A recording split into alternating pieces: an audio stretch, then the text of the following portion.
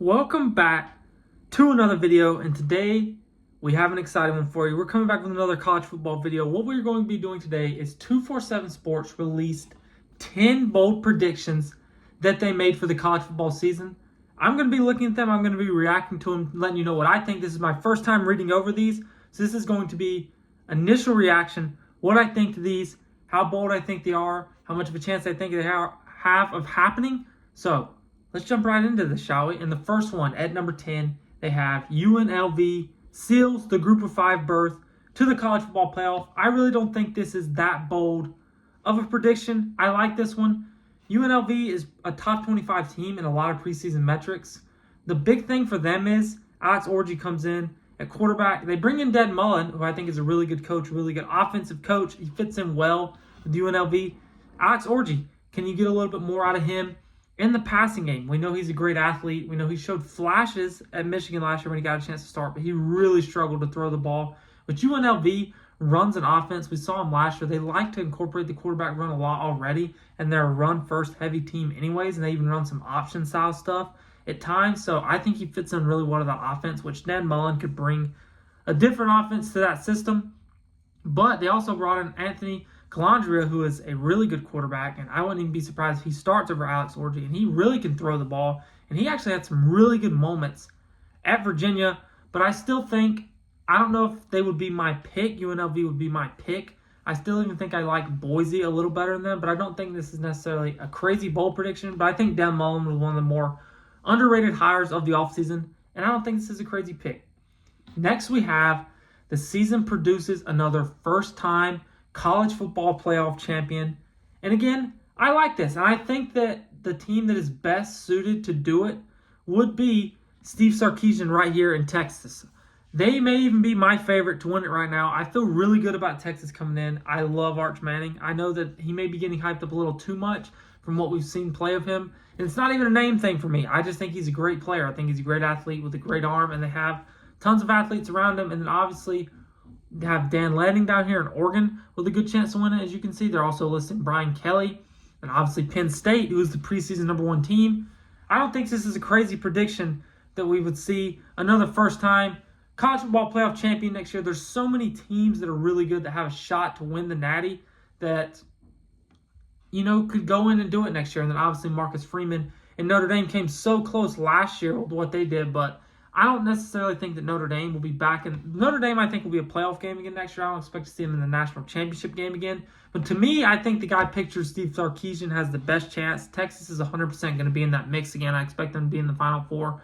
I expect Penn State to be in that mix again too, which again, I don't know if they have enough to get it done. But yeah, I don't think this is a crazy prediction at all. In college football, you never know. Somebody could come out of nowhere too and win it. So yeah, we'll see. The number 8 prediction is Cade Klubnik breaks the ACC's single season pass touchdown record. And this is insane. Klubnik needs 42 to break Deshaun Watson's single season program record.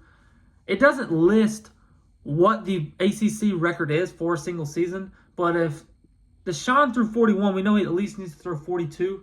I don't necessarily think I'm buying this. Even as a Clemson fan, it's not necessarily that I don't trust Klubnik. Klubnik is outstanding. Clemson has the best receiving corps in the country, in my opinion, with Bryant Wesco, TJ Moore, Antonio Williams, all 3 returning.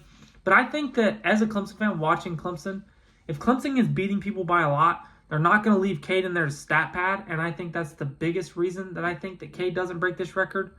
Just that Dabo's not going to let Cade throw for like 53 touchdowns in a season. If Clemson's beating people really bad against some more inferior opponents where you could really set these types of records, Cade's going to come out of the game. And that's a lot of it, what it comes down to.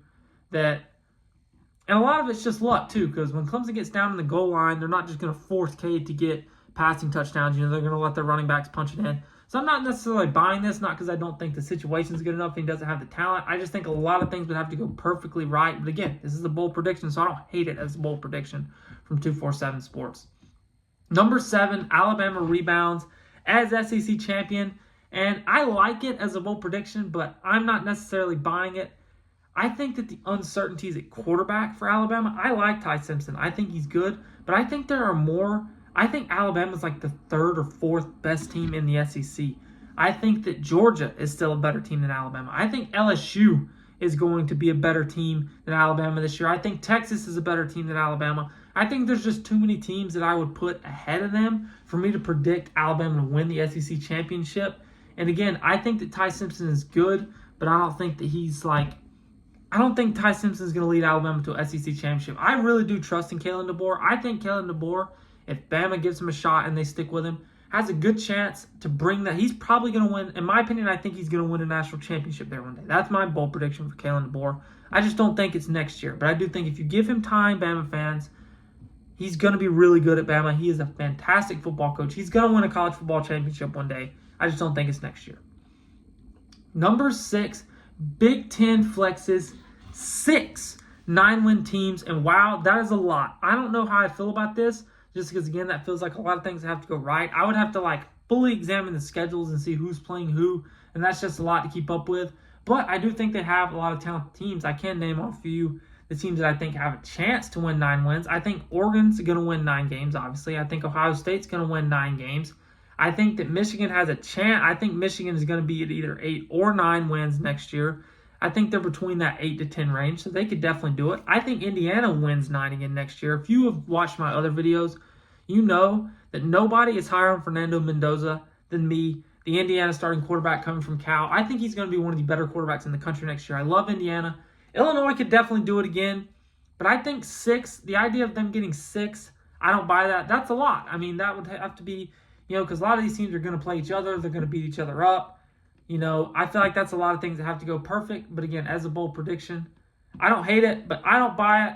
But I do think that they have the talent to do it. But 6 9-win teams, that's really steep. I don't necessarily like this bold prediction. That's a lot. That would have to be a record, which again, with the conference expansion stuff, though, we're definitely going to see this probably happen at some point one day with one of these SEC or Big Ten conferences. Next, Bill Belichick loses first 3 games against power competition. Wow. So I know they open up the season with TCU. Okay. Next 2 games, UCF and Clemson. Okay.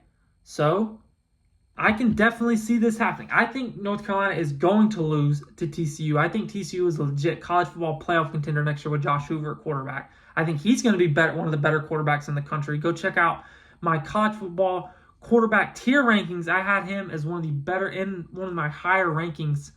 And then UCF, I don't know a ton about UCF. I know they brought Scott Frost back. So, but I do think that they're going to need a couple of years. I like North Carolina to win that game, but I do think Clemson's going to beat them. So I think all this comes down to me, to the UCF game.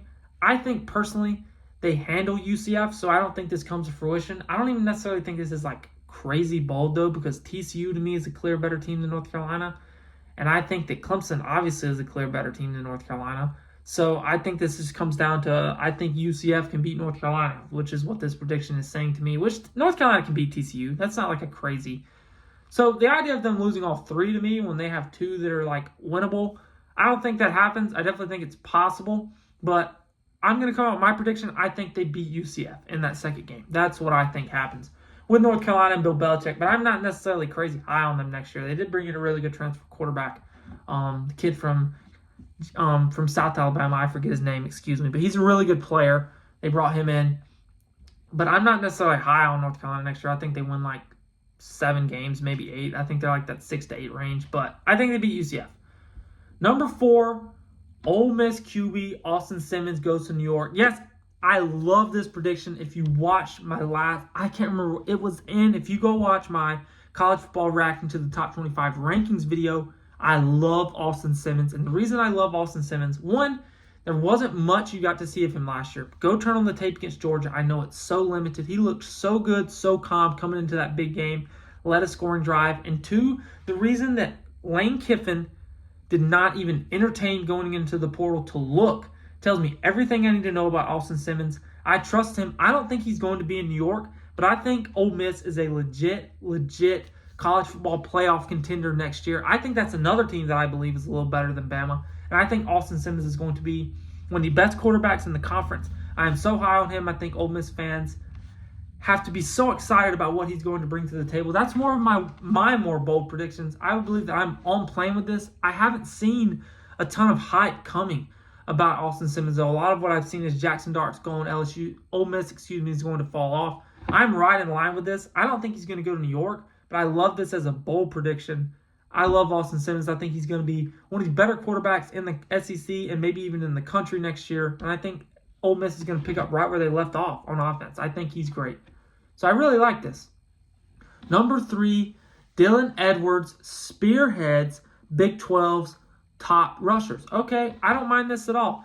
Dylan Edwards, I am really high on. I cannot wait to see him and Avery Johnson in that Kansas State offense next year. Kansas State needs to make the college football playoff next year. I think that they last year maybe were the most talented team in the Big 12. They weren't able to get it done. I think that I would say needs is a stretch. Kansas and needing to make the I'll take it back on that. But I think that next year, I think that their fans expect them to make the college football playoff in the Big 12. Like, why are they? They're completely good enough to win the Big 12 with Avery Johnson, Chris Kleiman, a coach, and then Dylan Edwards at running back, and they also have a lot of talent on defense. So, and a Big 12 that is wide open as well. And they have been, to me, on paper, maybe the best team in the Big 12 the past 2 years. So, I think they definitely could have won it last year, and they didn't. But I also think that maybe they're not the most talented team in it next year. But I do like that. I like Arizona State again in the Big 12 next year if you saw my other predictions video. But Kansas State is right there. There's so many teams in the Big 12 that are right there. The Big 12 is going to be so exciting. But getting back on topic, Dylan Edwards spearheading the Big 12's top rushers. I don't mind that. I like that prediction. I think he may be the best back in the Big 12 next year. So I like this prediction. I don't know how crazy bold it is. Carnell Tate, not Jeremiah Smith, leads OSU in receiving. Okay. This being number 2 is rightfully number 2 because this is ridiculously bold. I think Carnell Tate, I am insanely high on OSU again next year. I think Julian Sayin is going to be one of the best quarterbacks in the country. And my reasoning for thinking that isn't necessarily all about Julian Sayin. It's all about Carnell Tate and Jeremiah Smith because I love Carnell Tate. I think Ohio State is right there. I think they're right there with Clemson with having one of the best receiver rooms in the country. And I think Carnell Tate is going to be one of the best receivers in the country next year. And Ohio State's offense is going to be just awesome. Again, they have a great chance to repeat, in my opinion. But I do not think that Carnell Tate has more receiving yards than Jeremiah Smith. I think Jeremiah Smith is going to have a similar season to what we saw from Marvin Harrison Jr. his junior year, even though this is Smith's sophomore year. But coming into Marvin Harrison Jr.'s junior year, we all knew he was the best receiver in the country. He was on everybody's game plan, and still teams couldn't stop him. He ran all over everybody. And I think similar with Jeremiah Smith next year. Obviously, he's going to be the number 1 target for game planning. So I can see where you're coming from with this prediction. I think it's more of everyone's going to be doubling Jeremiah Smith. So Carnell Tate leads the team in receiving. But I think Jeremiah Smith is such a good talent. I still think he has like 13 or 1,400 receiving yards next year. Even with him being everyone's number 1 focus when game planning for Ohio State. Because he's that good, in my opinion. But again, as a bold take, I don't mind it. I get where they're coming from. I don't agree with it, though.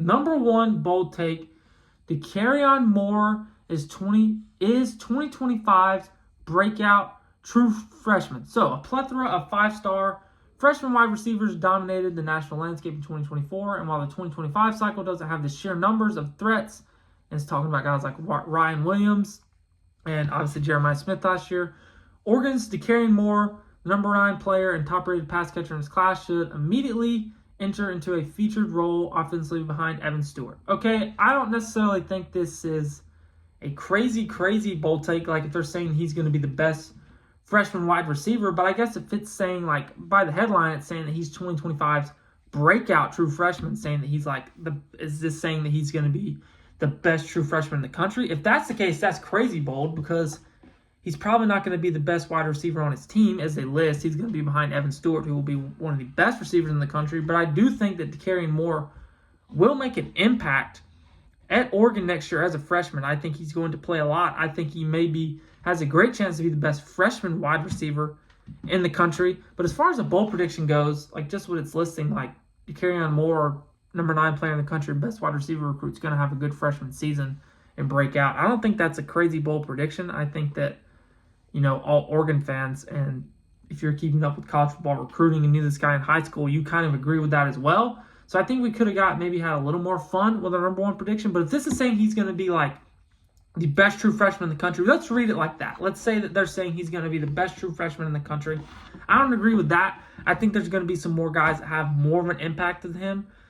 Just because specifically he's not going to be like the best player or the best receiver on his team. There are going to be some true freshmen next year that are going to be the best players on their football team. It happens every year. There's a couple guys who come in and immediately are the best player on their team. I don't see that happening with Moore, but I do think that Moore, he's one of the guys that I'm more excited for. I'm so excited for getting off topic again. Dante Moore, what we have in him. He showed flashes at UCLA. We haven't seen him play a ton of football.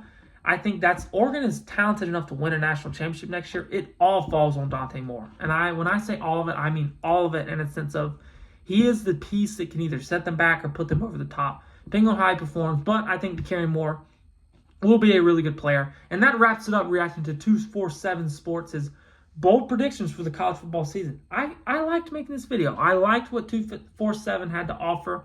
I would have liked them maybe to be a little more bolder with some of them, but some of them were really bold. So I respect them for putting that out there. And yeah, maybe I'll have a video where I make my own top 10 bold predictions for the season. But anyways, if you like this video, make sure to comment down below what you agreed with, what you didn't like, what do you think they got wrong, what I got wrong. And thank you guys so much for watching. We're coming out with videos basically every day, all summer, on all different types of sports. So if you love ball, you're in the right spot. And if you want to, make sure to subscribe to keep up with me and watch more videos. But again, thank you guys so much for watching this video.